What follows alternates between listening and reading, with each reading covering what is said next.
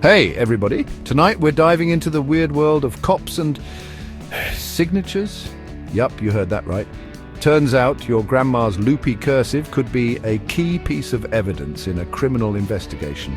Now you might be thinking, hang on, John, can cops even ask for my signature? Isn't that like a breach of my constitutional right to doodle hearts around my name? And honestly, it's a fair question. The answer, as with most things legal, is it's complicated. There are rules, exceptions, and enough legal jargon to make your head spin faster than a police siren. So buckle up as we try to decipher this signature scrutiny and figure out if it's a vital tool for justice or just another way for the man to keep tabs on us. All right, let's break down the legal mumbo-jumbo.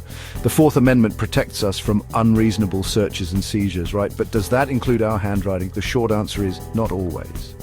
See, courts have ruled that handwriting, unlike, say, your DNA, isn't something you own in the traditional sense. It's considered identifying information, like your voice or your face. So cops can generally ask you to provide a handwriting sample, especially if they have a warrant or probable cause to suspect you're involved in a crime. But hold your horses, there are limits. They can't just demand your signature willy-nilly. There needs to be a clear connection between your handwriting and the investigation at hand. For example, if you're suspected of forging checks, well, yeah, they might want to see how you write your name.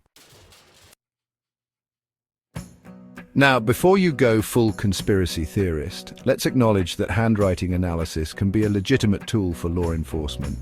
It's not just about matching squiggles, folks. Forensic document examiners look at things like pen pressure, slant, spacing, even how you dot your I's and cross your T's. These subtle details can help link a suspect to a crime scene or exonerate an innocent person. Think about it, ransom notes, forged documents, threatening letters, these all involve handwriting, and in some cases, analyzing that handwriting can be the key to cracking the case wide open. Plus, it's not just about catching the bad guys. Handwriting analysis can also help verify wills and contracts, preventing fraud and ensuring justice for victims. Okay, time for some real talk. As much as we love a good CSI episode, we can't ignore the potential for misuse when it comes to handwriting analysis. Remember, this isn't an exact science. There's always a margin for human error, and relying too heavily on handwriting comparisons can lead to wrongful convictions.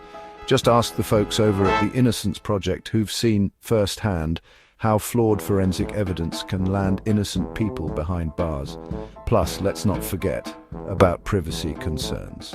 In the wrong hands, your handwriting could be used for identity theft, blackmail, or other nefarious purposes. It's like giving someone the key to your personal information, and that's kind of terrifying, right? So, while handwriting analysis can be a valuable tool, it's crucial to proceed with caution and ensure proper safeguards are in place.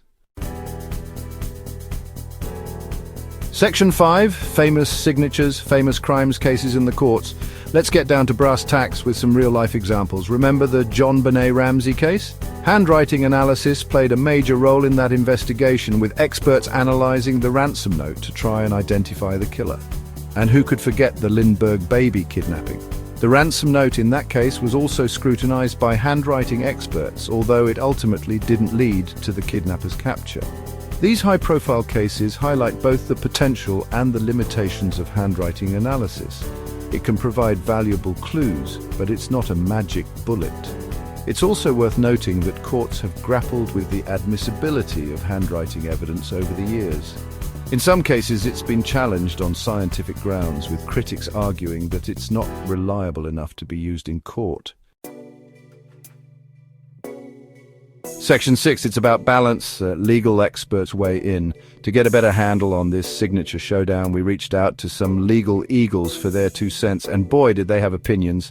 Handwriting analysis can be a powerful tool, says criminal defense attorney Jane Doe, but it's important to remember that it's not foolproof.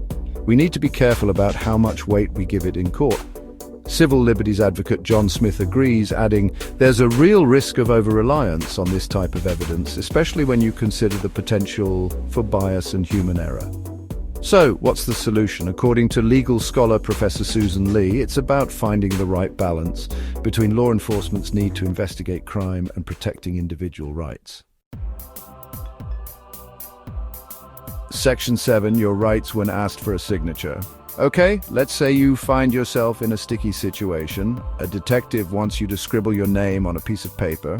What are your rights? First off, don't panic. You have the right to remain silent and to have an attorney present.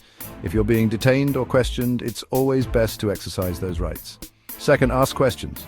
Find out why they need your handwriting sample and how it relates to the investigation. Don't be afraid to push back if something doesn't feel right. And remember, you don't have to consent to a handwriting sample without a warrant. If the cops are pressuring you, politely but firmly assert your rights. Section 8, Tech Talk, how handwriting analysis is changing. Hold on to your hats, folks, because the world of handwriting analysis is getting a high-tech makeover. Gone are the days of magnifying glasses and dusty old microscopes. Today, forensic document examiners are using cutting-edge technology like digital imaging, software analysis, and even artificial intelligence to analyze handwriting with greater precision than ever before. These advancements are helping to reduce human error and increase the reliability of handwriting evidence. But they also raise new questions about privacy and the potential for misuse. As technology continues to evolve, it's crucial that we have robust legal frameworks in place to ensure these powerful tools are used responsibly and ethically. Section 9, the future of signatures in crime solving. So, what does the future hold for cops, courts, and curlicues? Will handwriting analysis become the ultimate crime-solving tool or fade into obscurity? It's hard to say for sure, but one thing's for certain.